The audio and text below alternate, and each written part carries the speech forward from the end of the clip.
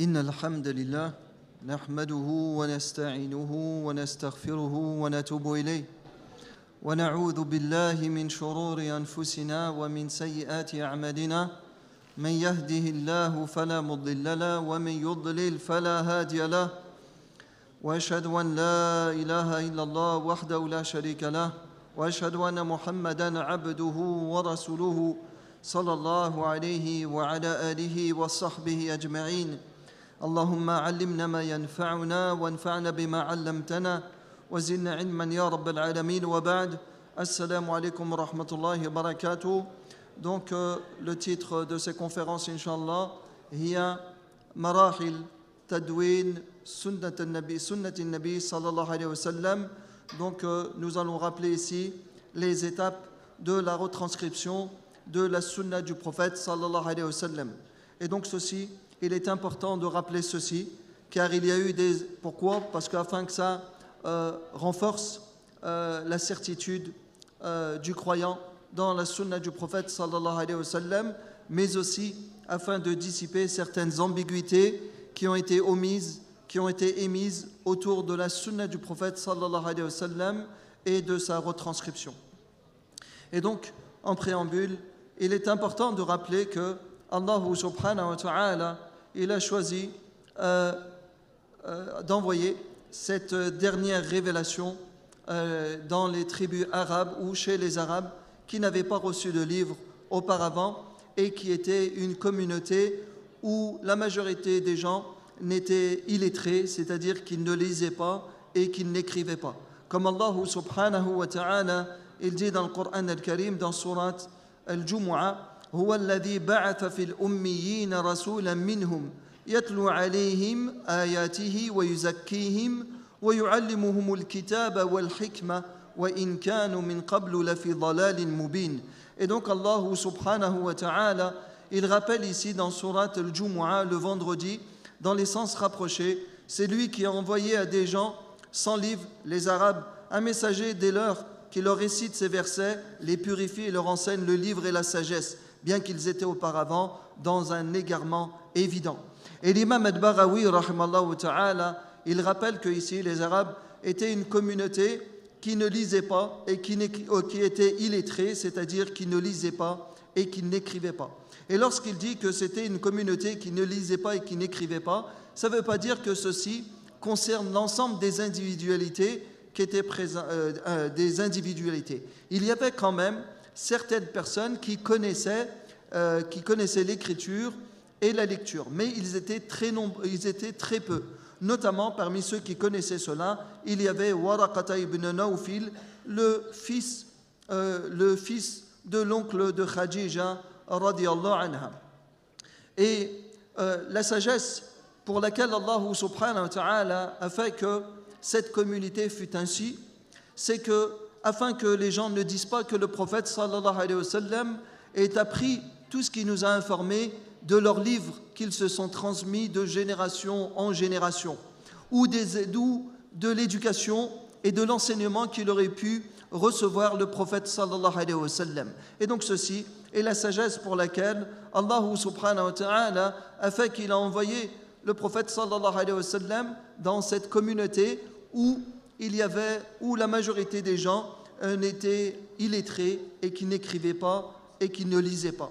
Et d'ailleurs, il a été rapporté dans le hadith de Abdullah ibn Umar radiyallahu anhuma أن النبي صلى الله عليه وسلم قال إن أمة أمية لا نكتب ولا نحسب الشهر هكذا وهكذا.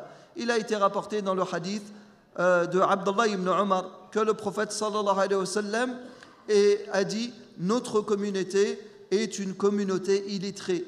On ne lit pas et on ne compte pas et le mois est comme ceci et comme ceci. Et il a fait un geste de la main, le prophète sallallahu alayhi wa sallam, pour montrer que le mois lunaire varie entre 29 et peut être de 29 ou de 30 jours.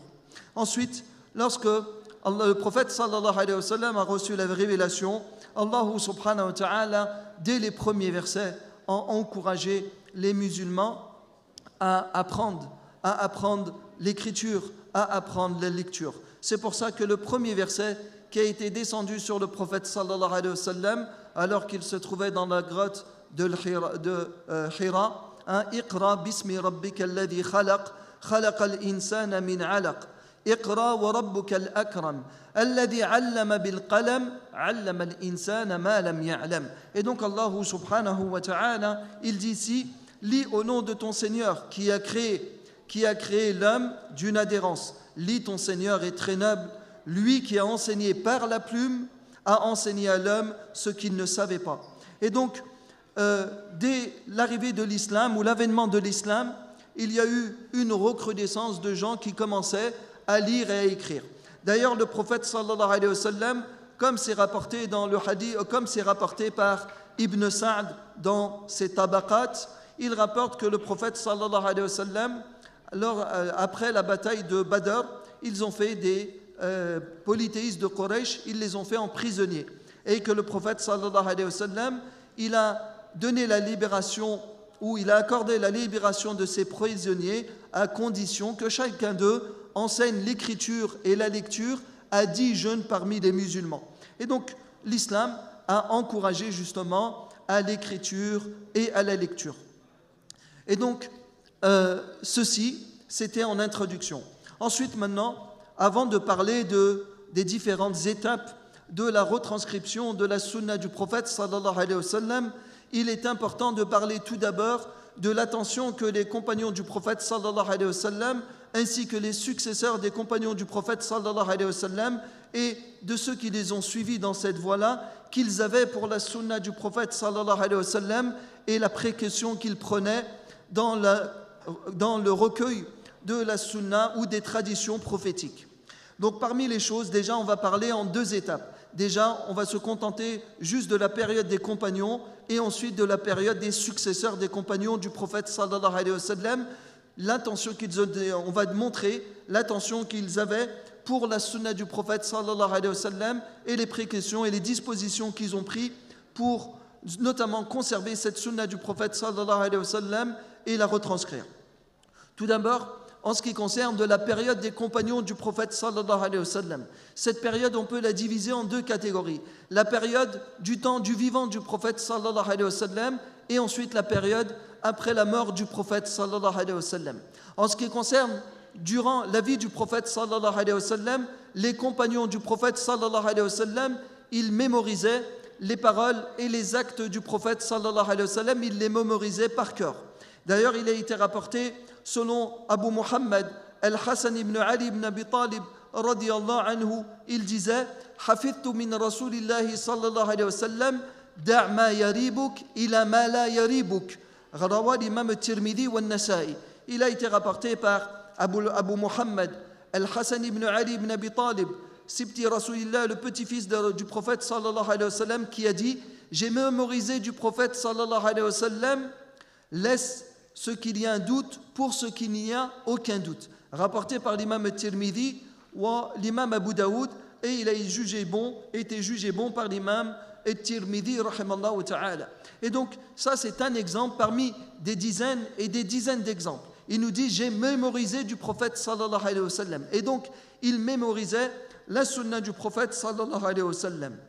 Pareillement, Abdullah ibn Amr radiyallahu anhu yaqul حفظت من رسول الله صلى الله عليه وسلم 10 ركعات سوى الفريضة، ركعتين قبل الظهر وركعتين بعد الظهر وركعتين بعد المغرب وركعتين بعد العشاء وركعتين قبل الغداة. رواه الإمام البخاري ومسلم. Et donc Abdullah ibn Amr ibn al-As radiyallahu anhu, il dit j'ai mémorisé du prophète sallallahu alayhi wa sallam 10 unités de prière, 2 avant le Dhuhr, 2 après le Dhuhr, 2 après le Maghrib, 2 après le Isha et 2 avant le Fajr.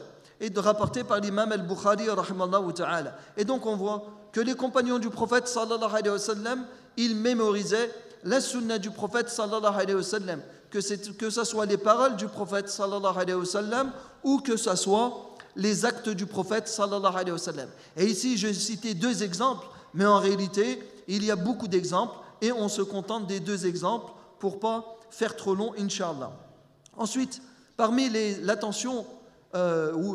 choses qui illustrent l'attention des compagnons du prophète sallallahu alayhi wa sallam pour la sunna du prophète sallallahu alayhi wa sallam, c'est leur mise en application leur mise en application de la sunna et le fait de s'y conformer sur le champ. On peut noter notamment 2 hadiths. Le premier hadith est le hadith de Abdullah ibn Umar radiyallahu anhuma, qu'un jour le prophète sallallahu alayhi wa sallam, il avait pris une bague en or qu'il a porté le prophète sallallahu alayhi wa sallam. Alors les compagnons, ils ont porté une bague en or. Ensuite le prophète sallallahu alayhi wa sallam, il a jeté cette bague et il ne l'a plus portée. Alors les compagnons du prophète sallallahu alayhi wa sallam, à leur tour, ils ont jeté leur bague et ils n'ont le plus porté. Rapporté par l'imam al-Bukhari. Dans un autre hadith, le hadith de Abi Sa'id al-Khudri radiyallahu anhu, un jour le prophète sallallahu alayhi wa sallam, il priait. Et alors qu'il était en prière, il a enlevé ses sandales et il les a mis sur la gauche. Les compagnons ont fait pareillement que le prophète sallallahu alayhi wa sallam. Lorsqu'il a fini la prière, le prophète sallallahu alayhi wa sallam, il leur a demandé « Mais pourquoi avez-vous fait ceci ?» Alors ils lui ont dit « On t'a vu faire cela et on a fait cela. » Alors le prophète sallallahu alayhi wa sallam leur a informé que Jibril alayhi salam est venu lui informer que sous sa sandale, il y avait une impureté, donc c'est une impureté. C'est pour ça que le prophète sallallahu alayhi wa sallam, il l'a enlevé.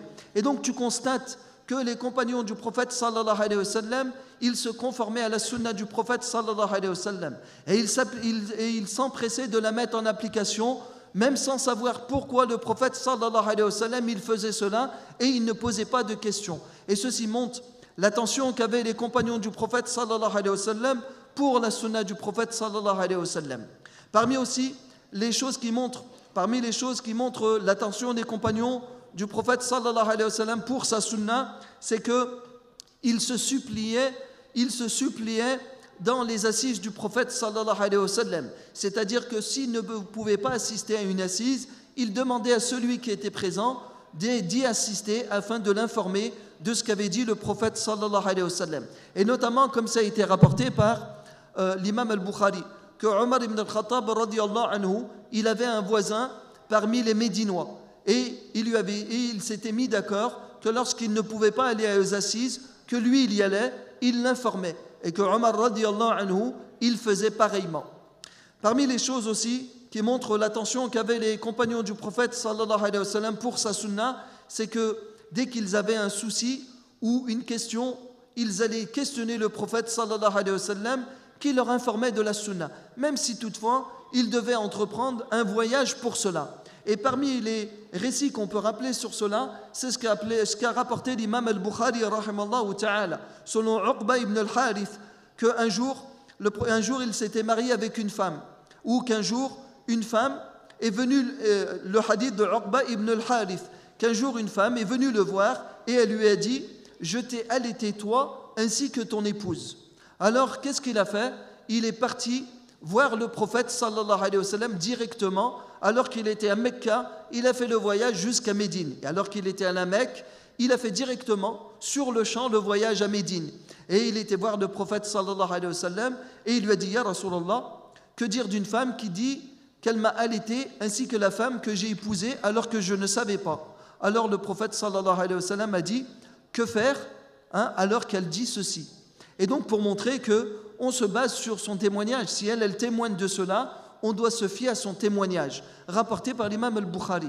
Et donc, ceci vous montre l'attention et la précaution qu'avaient les compagnons du prophète sallallahu alayhi wa sallam pour la sunna du prophète sallallahu alayhi wa sallam.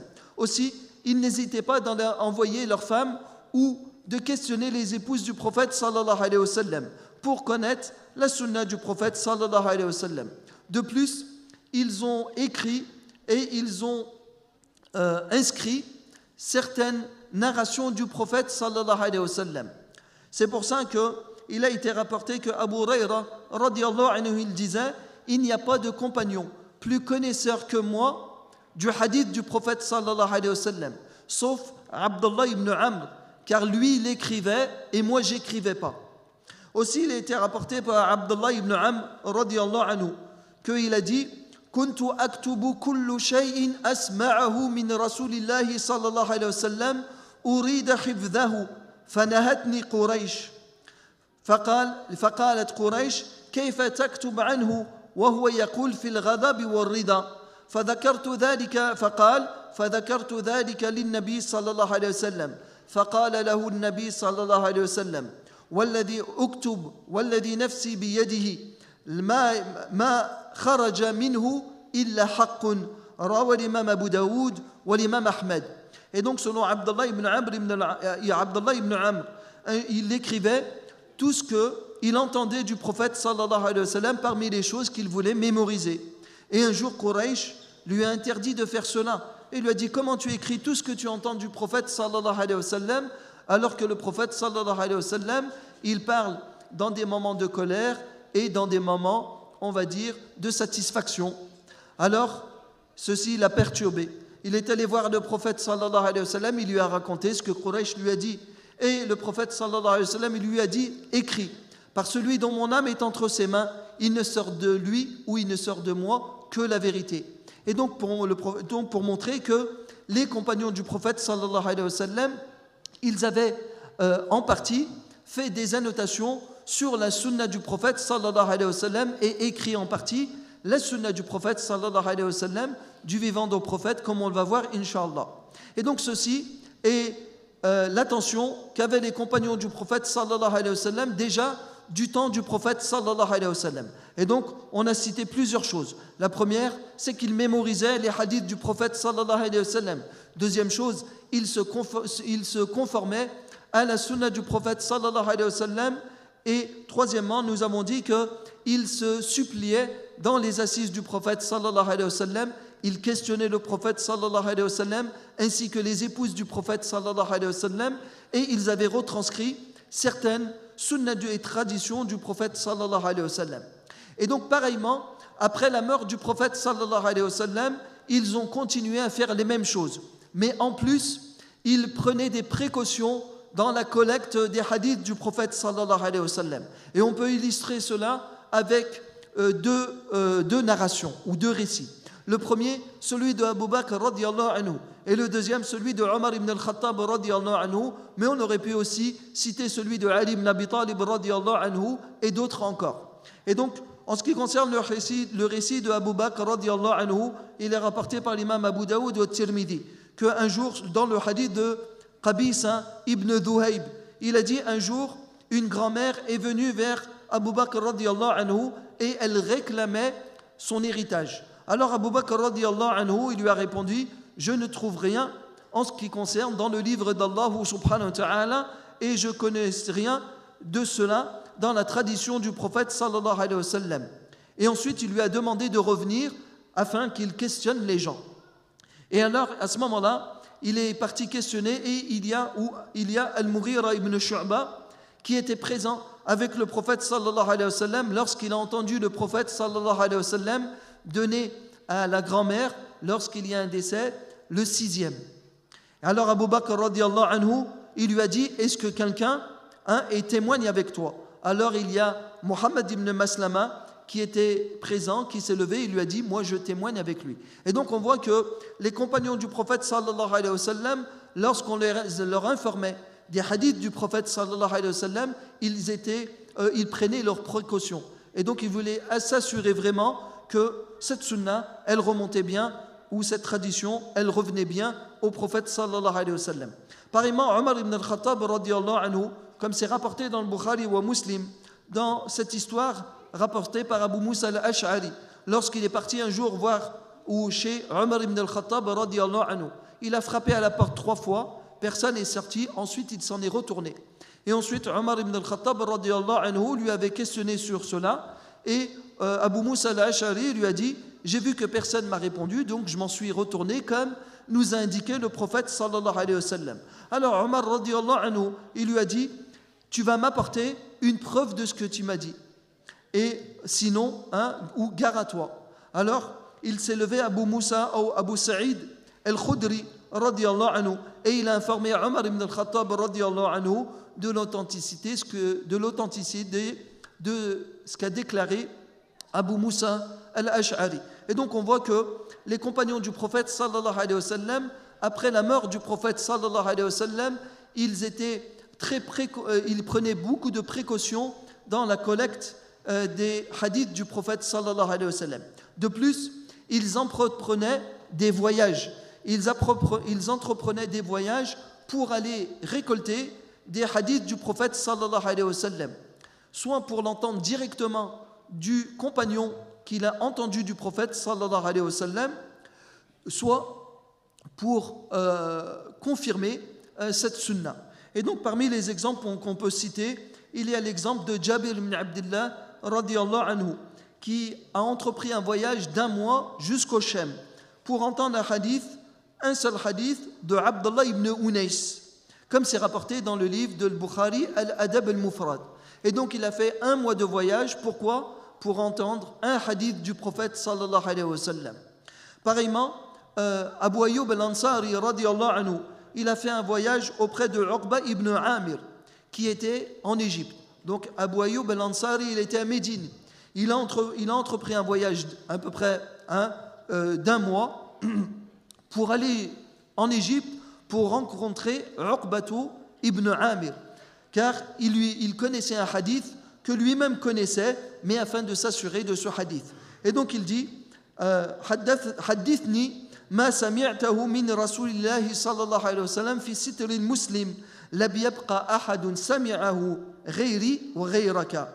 فلما حدثه ركب أبو أيوب راحلته وانصرف وعائدا إلى المدينة ولم يحل رحله. روى الخطيب البغدادي في كتابه رحلة في الرحلة. Et donc il a été rapporté par Al-Khatib al-Baghdadi que Abu Ayyub, il est parti, il a Uqba ibn Amir, et il est parti, donc il a entrepris un voyage d'1 mois. Et lorsqu'il est arrivé, il lui a dit: je suis venu te rencontrer afin que tu m'informes du hadith sur celui qui va cacher le défaut de son frère. Ce hadith, c'est celui qui cache le défaut de son frère dans ce bas monde. Allah subhanahu wa ta'ala cachera ses défauts dans l'au-delà. Et donc il lui a dit: je vais entendre de toi ce hadith, car il n'y a que toi et moi qui connaissons ce hadith. Une fois que Uqba ibn Amir lui a informé de ce hadith, qu'est-ce qu'il a fait? Il a enfourché sa monture et il est reparti. C'est-à-dire qu'il n'a même pas fait halte. Il n'a même pas enlevé la selle de son monture, il a juste entendu le hadith et ensuite il est reparti à Médine. Et donc ça montre que les compagnons du prophète sallallahu alayhi wa sallam, après la mort du prophète sallallahu alayhi wa sallam, ils ont continué à donner une grande attention à la sunna du prophète sallallahu alayhi wa sallam avec une grande précaution. D'ailleurs, certains ont commencé à avoir ce qu'on appelle des suhuf, c'est-à-dire des feuillets où ils avaient inscrit des hadiths du prophète sallallahu alayhi wa sallam. Parmi ceux-ci, on peut noter que Abu Bakr radiyallahu anhu, il a donné à Anas ibn Malik radiyallahu anhu un feuillet où il y avait les obligations de la sadaqa lorsqu'il l'a envoyé au Bahreïn. Pareillement, Omar ibn al-Khattab radiyallahu anhu, il a écrit li Utba ibn Farqad, certaines sunnah du prophète, certaines traditions du prophète sallallahu alayhi wa sallam que ce dernier avait mis dans l'étui dans l'étui de son épée. Et c'était certaines traditions qui étaient en rapport avec l'aumône ou la zakat sur les bétails de pâturage. Pareillement, on peut renoter Ali ibn Abi Talib radiyallahu anhu. Il avait une sahifa, il avait un feuillet dans lequel il y avait la jurisprudence liée au prix du sang, liée à la libération des prisonniers et d'autres choses. Et donc on voit que les compagnons du prophète sallallahu alayhi wa sallam, ils avaient notifié certaines traditions écrites, certaines traditions du prophète sallallahu alayhi wa sallam dans des feuillets. Pareillement pour ce qui est de Jabir ibn Abdullah radiyallahu anhu, il avait un livre où il avait regroupé les hadiths du prophète sallallahu alayhi wa sallam sur le pèlerinage. Et le hadith de Jabir ibn Abdullah, comme il est rapporté par l'imam Muslim, sur le détail du pèlerinage du prophète sallallahu alayhi wa sallam, c'est un hadith qui est très connu. Ensuite, il faut savoir que après cette génération de compagnons, il est venu la génération des successeurs des compagnons du prophète sallallahu alayhi wa sallam. Eux, pareillement, ils ont donné une grande attention à la sunna du prophète sallallahu alayhi wa sallam et ils prenaient une grande précaution aussi dans la récolte des hadiths du prophète sallallahu alayhi wa sallam.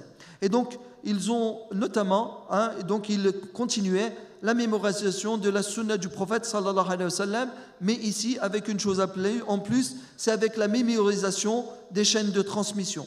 Aussi, ils prenaient des précautions que lorsqu'on leur informait d'un hadith du prophète sallallahu alayhi wa sallam, ils questionnaient sur la chaîne de transmission de ces hadiths du prophète sallallahu alayhi wa sallam.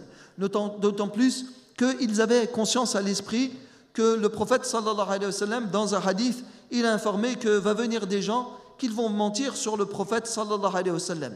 Dans le hadith de Abu Hurayra radiyallahu anhu, le prophète sallallahu alayhi wa sallam قال يكون في آخر الزمان دجالون كذابون يأتونكم من الأحاديث بما لم تسمعوا أنتم ولا آباؤكم فإياكم وإياكم لا يضلونكم ولا يفتنونكم رواه l'imam Muslim. Et donc il a été rapporté par l'imam Muslim selon Abu Hurayra radiyallahu anhu que le prophète sallallahu alayhi wa sallam a dit, il vient venir à la fin des temps des menteurs, des charlatans. Ils vont vous informer des hadiths que vous avez jamais entendus, vous et ni vos pères et ni vos aïeux. Faites attention, afin qu'ils ne vous égarent pas et afin qu'ils ne soient pas une source de tentation ou de trouble, rapporté par l'imam Muslim. Et dans un autre hadith, le prophète sallallahu alayhi wa sallam a dit Man kadaba alayya muta'ammidan falyatabawwa'u maq'adahu minan nar. Celui qui ment sur moi volontairement, qu'il prépare sa place en enfer. Et donc ils avaient conscience de cela, les compagnons du prophète sallallahu alayhi wa sallam. D'autant plus qu'il y a eu des troubles et que certains ont commencé à fomenter des choses, notamment au temps de Uthman ibn Affan radiyallahu anhu. Ça a commencé à ce moment-là et ensuite ça a continué au temps de Ali ibn Abi Talib radiyallahu anhu et surtout au temps de Muawiyah ibn Abi Sufyan et ensuite ça a continué. Et donc les compagnons du prophète ou les successeurs des compagnons, ils prenaient beaucoup de précautions dans la collecte des hadiths du prophète sallallahu alayhi wa sallam. Ils questionnaient sur la chaîne de transmission, ils questionnaient sur les rapporteurs. Et donc c'est pour ça qu'il a été rapporté par nombre de successeurs de compagnons comme Ibn Sirin, qu'il disait Inna hadha al-'indin fanzuru amma aw amman ta'khuduna dinakum. Et donc Mohammed ibn Sirin, qui est mort en 110 de l'Hégire, il disait que ceci, cette science, c'est une religion. Faites attention de qui vous prenez votre religion. Et il disait Lam yakunu yas'aluna 'anil isnad falamma waqa'at al-fitna قالوا سموا لنا رجالكم فينظروا إلى أهل السنة فيأخذون حديثهم وينظرون إلى أهل البدع فلا يأخذون حديثهم. Et donc toujours par Mohammed ibn Sirin, il disait les gens ne questionnaient pas sur la chaîne de transmission, c'est-à-dire au temps des compagnons du prophète sallallahu alayhi wa sallam. Il était impossible pour eux de mentir sur le prophète sallallahu alayhi wa sallam.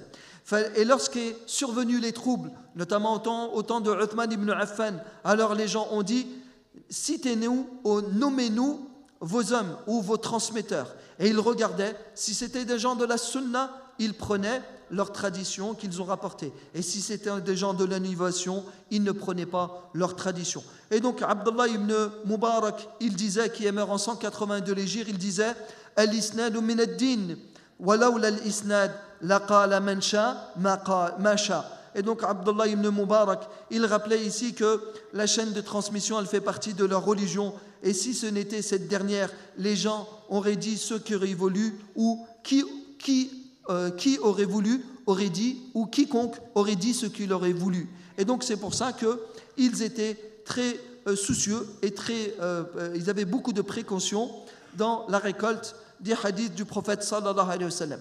Et pareillement, à leur époque aussi, ils ont commencé à réécrire et à notifier des hadiths du prophète sallallahu alayhi wa sallam.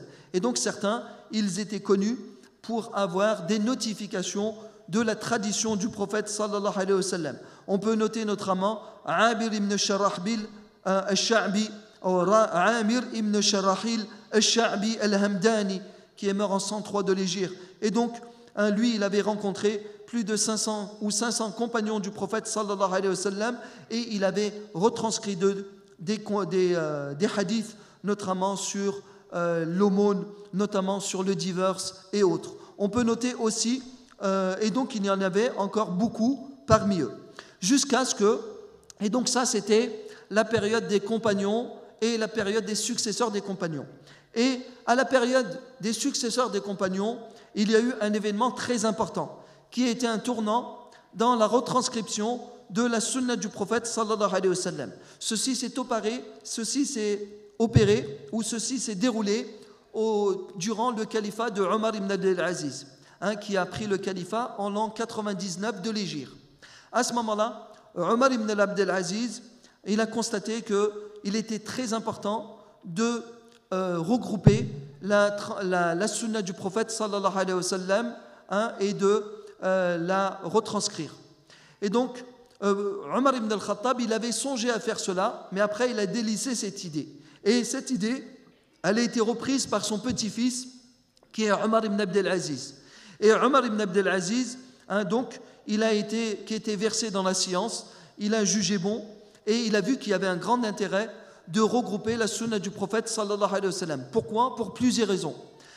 Parmi ces raisons, c'est que déjà, il y a grand nombre de mémorisateurs de la sunna du prophète sallallahu alayhi wa sallam qui commençaient à disparaître. Et donc lorsqu'il meurt, c'est une partie de la religion qui disparaît ou des choses qu'il mémorisait qui disparaissaient. Deuxièmement, c'est que les chaînes de transmission commençaient à être de plus en plus longues. Troisièmement, c'est que la faculté de mémorisation commençait à diminuer car avec la propagation et la diffusion de l'écriture, les gens se sont plutôt reposés sur l'écriture que la mémorisation. En plus, il y a des gens de l'innovation et des gens qui sont introduits dans l'islam dans le but de la détruire. Ils commençaient à inventer des chaînes de transmission ou à inventer des hadiths sur le prophète sallallahu alayhi wa sallam. Et donc pour tout cela, il a jugé bon de regrouper la sunna du prophète sallallahu alayhi wa sallam. Il avait chargé cette mission notamment à Abu Bakr ibn Hazm al-Ansari et aussi à Mohammed ibn Shihab al-Zuhri. Abu Bakr ibn Hazm al-Ansari, il est mort en 135 de l'Hégire.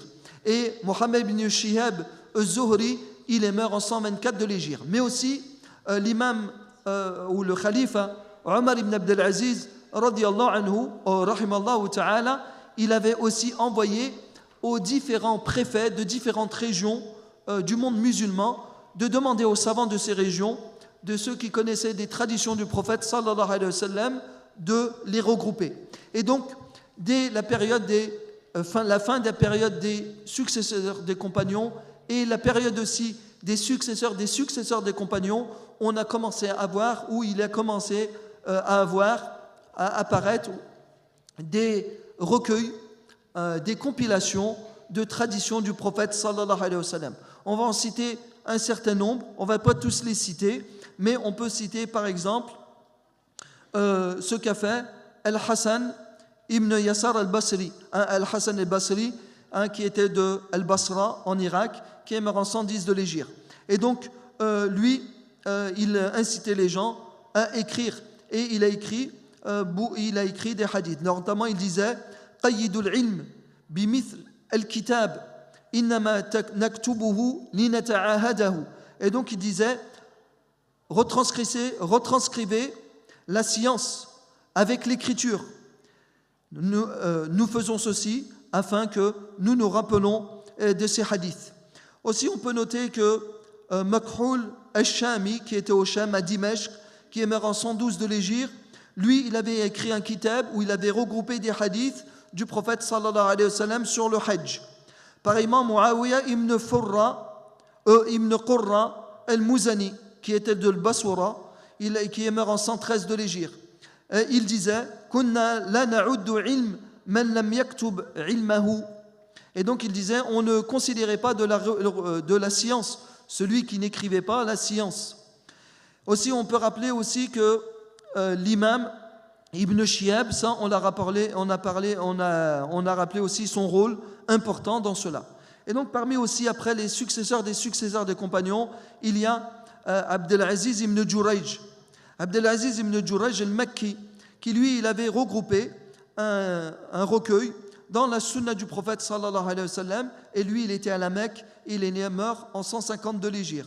Pareillement, Mohammed ibn Ishaq ibn Yasar, qui était à Médine, qui est mort en 151 de l'Hégire, lui aussi, c'est l'un des premiers qui a écrit un recueil à Médine. Pareillement, Ma'mar ibn Rashid al-Azdi, qui lui était au Yémen, il a écrit un recueil aussi sur la sunna du prophète sallallahu alayhi wa sallam et il est mort en 153 de l'Hégire. Pareillement, Saïd ibn Abi Arouba al-Adani, qui est al-Adawi, qui est l'un des premiers à avoir écrit un recueil sur la sunna du prophète sallallahu alayhi wa sallam et il était de Basra. Pareillement, l'imam al-Awza'i, qui était au Shem, l'un des premiers à avoir écrit un recueil. Pareillement, l'imam Sufyan al-Thawri, il a même écrit un jami', un recueil de hadith du prophète sallallahu alayhi wa sallam. Et encore bien d'autres parmi les ulama. Parmi aussi ces ulama, il y a l'imam Malik, qui est mort en 179 de l'Hégire, et donc il a son livre, son Muwatta, qui est connu et qui est très répandu.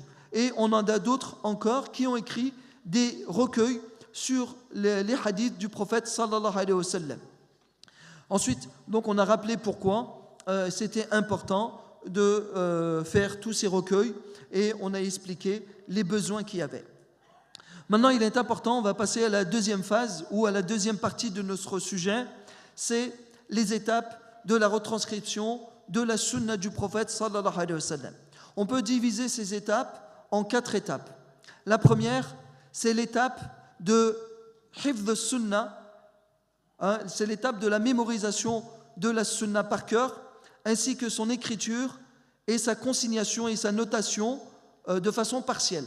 Et donc ça, c'était au temps du prophète sallallahu alayhi wa sallam et au temps des compagnons du prophète sallallahu alayhi wa sallam.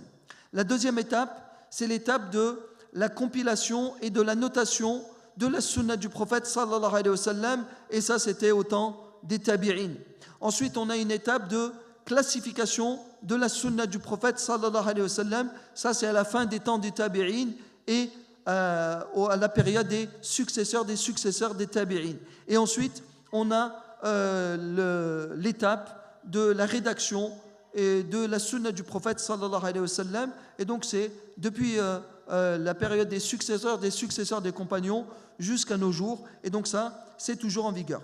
Et donc, il y a une chose qui est très importante à faire. C'est la distinction entre l'écriture, la notation, la compilation et la classification et la rédaction. Donc pourquoi c'est important de faire la distinction entre ces choses-là? Parce que si tu ne fais pas la distinction entre ces choses-là, tu pourrais te laisser duper ou te laisser influencer par certains équivoques et certaines ambiguïtés qui sont émises, notamment par certains musulmans qui ne prennent pas en considération la sunna du prophète sallallahu alayhi wa sallam et certains orientalistes qui ont profité de, on va dire, cette faille ou de cette ignorance pour mettre des doutes chez les musulmans concernant la sunna du prophète sallallahu alayhi wa sallam. Et donc il est très important de faire la distinction entre l'écriture de la sunna du prophète sallallahu alayhi wa sallam et sa notation, et entre la notation et la compilation de la sunna du prophète sallallahu alayhi wa sallam. En arabe, on dit al-kitab, le fait de l'écriture, et al-taqyid, et taqyid de sunna, le fait de noter ou de consigner la sunna dans des feuillets. Avec al-tadwin. Al-tadwin, c'est la retranscription et la compilation de la sunna. Et donc ça s'est fait plus tardivement, comme ça a été rappelé par l'imam Ibn Hajar, et ceci s'est passé notamment au temps de Omar ibn Abdel Aziz et après. Mais avant cela, c'était plutôt de la mémorisation de la sunna, de l'écriture et de la notification ou de la consignation de la sunna dans des feuillets. Mais elle n'était pas retranscrite ou elle n'était pas compilée, c'est-à-dire qu'on n'avait pas pris ces feuillets, on les avait regroupés et on les avait compilés de sorte qu'on les avait mis dans un livre ou entre deux couvertures. Ça s'est fait plus tardivement. Mais la sunna du prophète sallallahu alayhi wa sallam, du temps du prophète, de façon partielle, elle a été écrite et elle a été consignée. Et ce qui montre cela, c'est plusieurs choses. Parmi les choses qui montrent cela, c'est des hadiths du prophète sallallahu alayhi wa sallam. Ces hadiths, vous pouvez les retrouver dans Sahih al-Bukhari, dans Kitab al-Ilm, le livre de la science de Sahih al-Bukhari. Et donc l'imam al-Bukhari, il rapporte selon Abi Juhayfa, قال قلت لعلي بن أبي طالب رضي الله عنه هل عندك كتاب قال لا إلا كتاب الله أو فهم أعطيه رجل مسلم أو ما في هذه الصحيفة قال قلت فما في هذه الصحيفة قال العقل وفكاك الأسير إلى آخر الحديث. Et donc il a été rapporté par l'imam al-Bukhari selon Abi Juhayfa qu'un jour il a dit à Ali ibn Abi Talib radiyallahu anhu, il lui a dit est-ce que tu as un livre? Il lui a dit non, sauf le livre d'Allah et une compréhension qu'on a donnée à un homme musulman. Et aussi ce feuillet. Il lui a dit qu'est-ce que c'est que ce feuillet? Il dit c'est les hadiths qu'il avait entendus du prophète sallallahu alayhi wa sallam sur le prix du sang et sur la libération des prisonniers jusqu'à la fin du hadith, rapporté par l'imam al-Bukhari. Et donc Ali ibn Abi Talib radiyallahu anhu, il avait entendu des hadiths du prophète qu'il avait consignés. Plus que ça, un jour, il a été rapporté par l'imam al-Bukhari, selon Abu Hurayra radiyallahu anhu, que un jour, alors que le prophète sallallahu alayhi wa sallam, il était à la Mecque, il faisait un serment. Un homme du Yémen, il est venu, il a dit « Ya Rasulallah, écris-moi ce que tu as dit ». Alors le prophète sallallahu alayhi wa sallam, il a dit « Uktubu li Abisha ». Écrivez li Abisha. C'était son surnom, on l'appelait Aboucha. Et donc il a demandé le prophète sallallahu alayhi wa sallam aux compagnons de retranscrire ou de faire des notifications sur un feuillet de ce qu'ils avaient entendu de la khutbah du prophète sallallahu alayhi wa sallam, et ceci du temps du prophète sallallahu alayhi wa sallam. On se rappelle aussi le hadith de Abu Hurayra radiyallahu anhu, qu'il disait que ma min ashabin nabi sallallahu alayhi wa sallam ahadun akthara hadithin anhum minni illa ma kana min Abdullah ibn Amr fa innahu kana yaktubu wa la aktubu. Et donc Abu Hurayra radiyallahu anhu, il disait qu'il n'y a pas de compagnon qui connaissait le plus ou qui avait rapporté le plus que moi de sunna du prophète sallallahu alayhi wa sallam, sauf Abdullah ibn Amr, car lui il écrivait et moi j'écrivais pas, rapporté par l'imam al-Bukhari.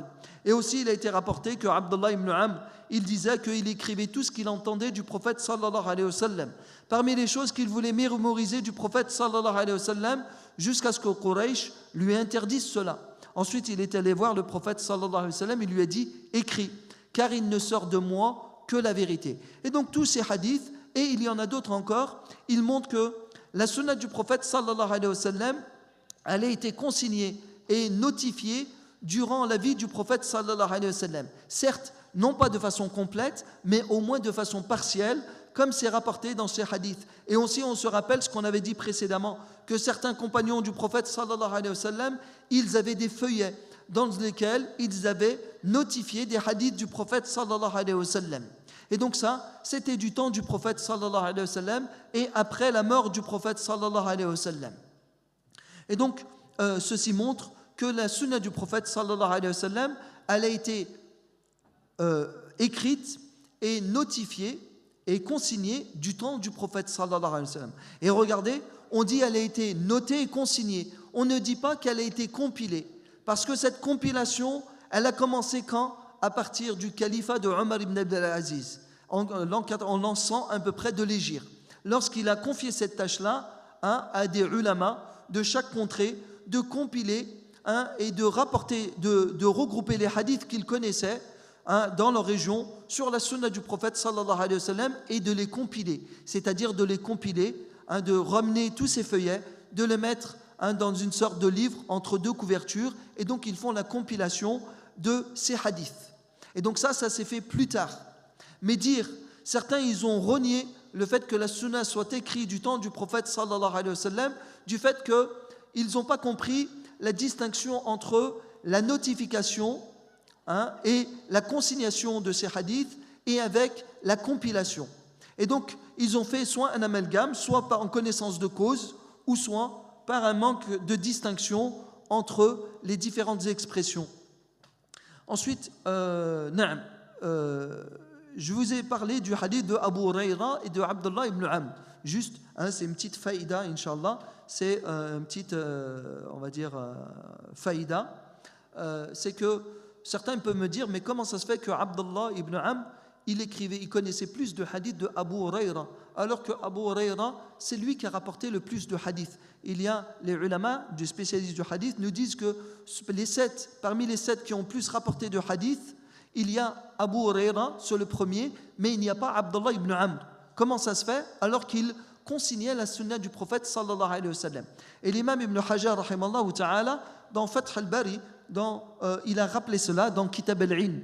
Il dit les raisons de cela, c'est que Abdullah ibn Amr, il était voué à l'adoration d'Allah subhanahu wa ta'ala et il se préoccupait moins de l'enseignement. Contrairement à Abu Huraira radiyallahu anhu, qui lui est resté à Médine et lui, il enseignait à Médine dans la mosquée du prophète sallallahu alayhi wa sallam. Et d'ailleurs, c'était un mufti et il avait une assise où il dispensait des cours. Abu Huraira radiyallahu anhu. Aussi, Abdullah ibn Amr, lui, il a vécu plutôt à Taïf et en Égypte. Et à cette période-là, il n'y avait pas une grande affluence d'étudiants vers ces villes-là. Ensuite, plus tard, il y a eu une influence. Mais ils allaient surtout à Médine, à Mecca et ensuite en Irak aussi. Aussi parce que Abdullah ibn Amr, donc il avait moins d'élèves que Abu Huraira. Alors que Abu Huraira, comme il a rappelé l'imam al-Bukhari, il avait plus de 800 élèves qui ont rapporté de Abu Huraira radiyallahu anhu parmi les tabi'in.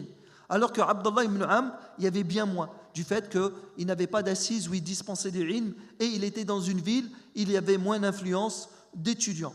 Aussi pourquoi les narrations de Abdullah ibn Amr, elles ont été plus ou moins, elles étaient les étudiants, moins d'attention par rapport aux étudiants, c'est que Abdullah ibn Amr, il avait réceptionné, ou on lui avait donné, il avait récupéré des livres des gens du livre. Des gens du livre. Et donc il narrait certaines histoires ou récits des gens du livre. Et donc c'est pour cela, certains ont délaissé certaines narrations de Abdullah ibn Amr.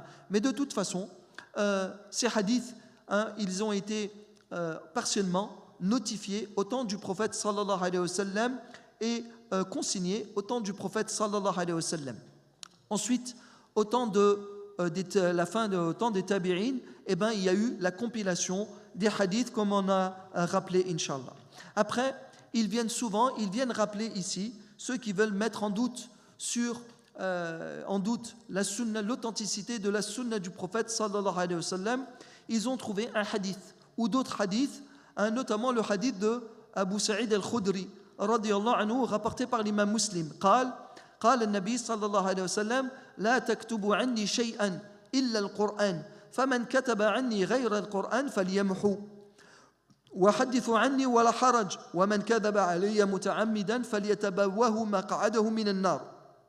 Et donc ils ont trouvé un hadith selon Abu Sa'id al-Khudri radiyallahu anhu, le prophète sallallahu alayhi wa sallam a dit: n'écrivez de moi que le Coran, celui qui écrit de moi autre le Coran, qu'il l'efface. Narrer ou rapporter de moi, narrer de moi ou rapporter de moi, il n'y a pas de mal dans cela. Et celui qui ment sur moi volontairement, qu'il prépare sa place en enfer. Ce hadith, il est rapporté par l'imam Muslim rahimallahu ta'ala. Et on voit que dans ce hadith, le prophète sallallahu alayhi wa sallam, il a dit que n'écrivez pas de moi que le Coran. Et donc ils se sont dirigés vers ce hadith et ils ont dit, vous voyez que la sunna, elle n'a pas été écrite au temps du prophète sallallahu alayhi wa sallam, même pas partiellement, parce que le prophète il a interdit cela. Mais ils ont oublié tous les autres hadiths qui sont rapportés sur le fait que les compagnons ont écrit et ont consigné la sunna du prophète sallallahu alayhi wa sallam du temps du prophète sallallahu alayhi wa sallam. Ensuite, comment faire le lien entre ce hadith de Abu Sa'id et le hadith de Abu Huraira radiyallahu anhu et de Abdullah ibn Amr, et d'autres hadiths qui montrent que le prophète sallallahu alayhi wa sallam a autorisé qu'on écrive sa sunna. Et donc les ulama, comme l'imam al-Qadi Iyad, ou l'imam al-Nawawi, ou l'imam Ibn Hajar, et surtout l'imam al-Khatib al-Baghdadi, ils nous ont rappelé ici comment faire le lien entre ces hadiths. Il dit que, premièrement, les hadiths où le prophète sallallahu alayhi wa sallam, et c'est surtout le hadith de Abi Sa'id, où il a interdit d'écrire, ceci était spécifique à une période bien précise, lorsque le Coran était révélé, afin que, de peur qu'il y ait une confusion entre le Coran et que autre que le Coran. Mais après la mort du prophète sallallahu alayhi wa sallam, il y a eu l'autorisation, il n'y a plus de confusion. Certains ils disent que l'interdiction, elle était de mélanger sur un même feuillet des versets du Coran et de la sunna du prophète sallallahu alayhi wa sallam, de peur qu'il y ait une confusion entre les versets du Coran et la sunna du prophète sallallahu alayhi wa sallam, et que les gens ne puissent pas faire la distinction entre les deux. Certains disent que au départ le prophète il a interdit et ensuite le prophète sallallahu alayhi wa sallam il a abrogé cela et il a autorisé à ce qu'on écrive la sunna du prophète sallallahu alayhi wa sallam.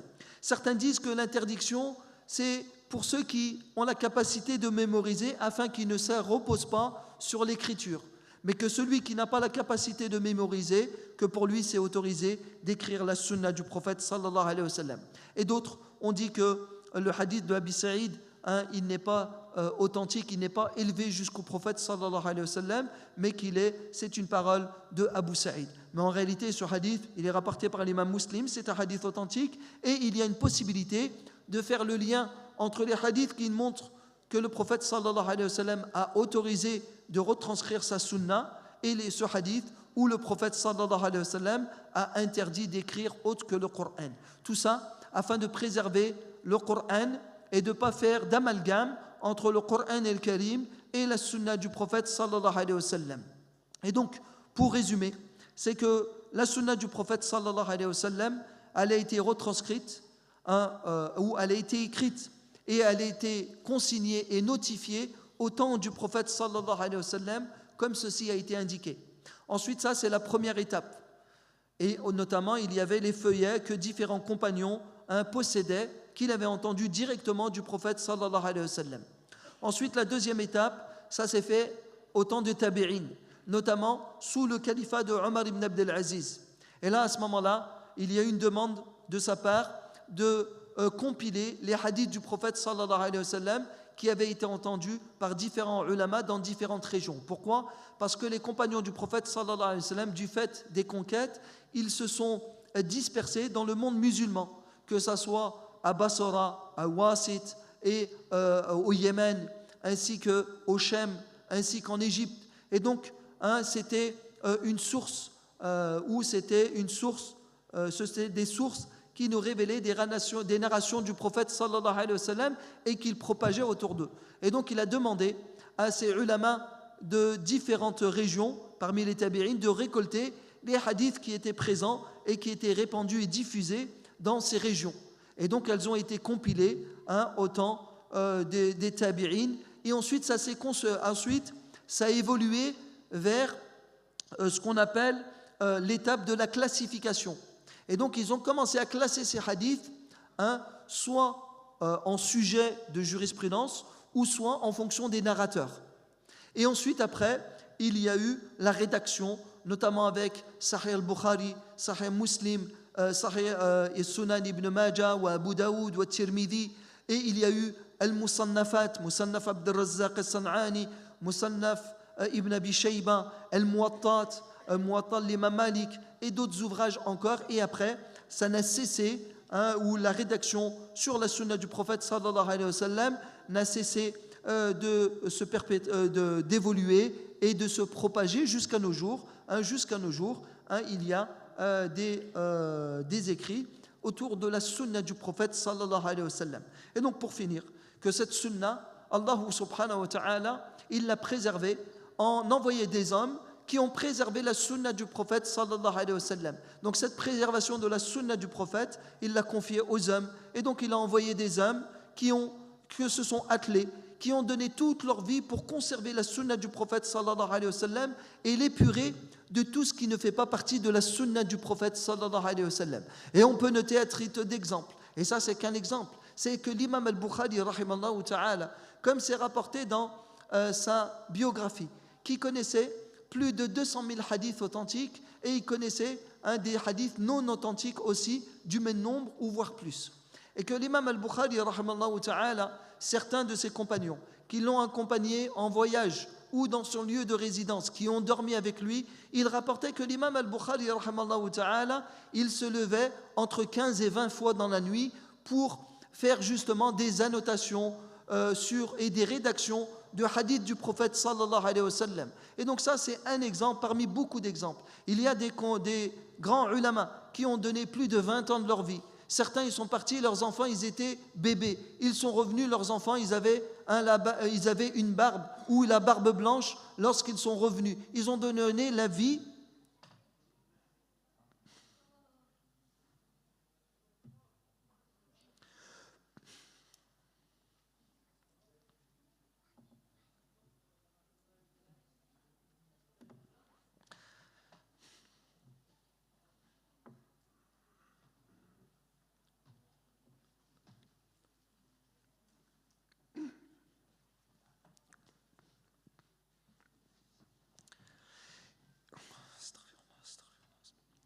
Donc ils ont donné leur vie pour la sunna du prophète sallallahu alayhi wa sallam. Et ça, Allah subhanahu wa ta'ala avait annoncé dans le Coran al-Karim que cette sunna allait être préservée. Comme Allah subhanahu wa ta'ala dit, وَأَنزَلَ اللَّهُ عَلَيْكَ الْكِتَابَ وَالْحِكْمَةَ. Il a fait descendre sur toi le livre et la sagesse. Et il dit, وَمَا يَنْتِقُ عَنِ الْهَوَى إِنْ هُوَ إِلَّا وَحْيٌ يُوحَى. Il ne parle pas sous l'effet de la passion, c'est juste une révélation qu'on lui a révélée. Et il dit aussi, وَأَطِيعُوا اللَّهَ وَأَطِيعُوا الرَّسُولَ. Obéissez à Allah et obéissez au prophète. Comment on obéirait au prophète si la sunna du prophète sallallahu alayhi wa sallam, elle n'aurait pas été conservée? Aussi Allah subhanahu wa ta'ala dit, Istajibu lillahi wa lirrasul idha da'akum lima yuhyikum. Répondez à Allah et au prophète s'il vous invite à ce qui vous donne vie. Et donc si la sunna du prophète sallallahu alayhi wa sallam n'aurait pas été conservée, comment on aurait mis en application ce verset? Allah subhanahu wa ta'ala dit, فَإِن تَنَازَعْتُمْ فِي شَيْءٍ فَرُدُّوهُ إِلَى اللَّهِ وَالرَّسُولِ إِن كُنتُمْ تُؤْمِنُونَ بِاللَّهِ وَالْيَوْمِ الْآخِرِ ذَلِكَ خَيْرٌ وَأَحْسَنُ تَأْوِيلًا. Et donc Allah subhanahu wa ta'ala dit, si vous divergez en quoi que ce soit, revenez vers Allah et revenez vers le prophète sallallahu alayhi wa sallam si vous croyez en Allah et au jour dernier, et ceci est de meilleure interprétation. Comment on reviendrait vers le livre d'Allah? Ou comment on reviendrait vers le prophète sallallahu alayhi wa sallam après la mort du prophète sallallahu alayhi wa sallam? Et donc le retour ici, c'est le retour vers le prophète de son vivant et le retour vers la sunna du prophète sallallahu alayhi wa sallam après la mort du prophète sallallahu alayhi wa sallam. Et donc ceci montre que la sunna du prophète sallallahu alayhi wa sallam, walhamdulillah, elle a été conservée et que Allah subhanahu wa ta'ala, il a envoyé des ulama qui ont épuré de cette sunna, de tout ce qui ne fait pas partie d'elle et qui nous le transmet de façon correcte. Et donc, de sorte que lorsque tu entends un hadith avec sa chaîne de transmission qui est authentique, c'est comme si ce hadith, tu l'entendais de la voix du prophète sallallahu alayhi wa sallam. Hada wallahu alam, wa sallallahu wa sallam ala nabiyyina Muhammad wa ala alihi wa sahbihi ajma'in. Allahumma alimna ma yanfa'una وانفعنا بما علمتنا وزدنا علما يا رب العالمين. اللهم إنا نعوذ بك من علم لا ينفع ومن قلب لا يخشع ومن نفس لا تشبع ومن دعاء لا يستجاب لها. اللهم آت نفوسنا تقواها زكها أنت خير من زكاها أنت وليها ومولاها. وصلى الله وسلم على نبينا محمد وعلى آله وصحبه أجمعين وبارك الله فيكم.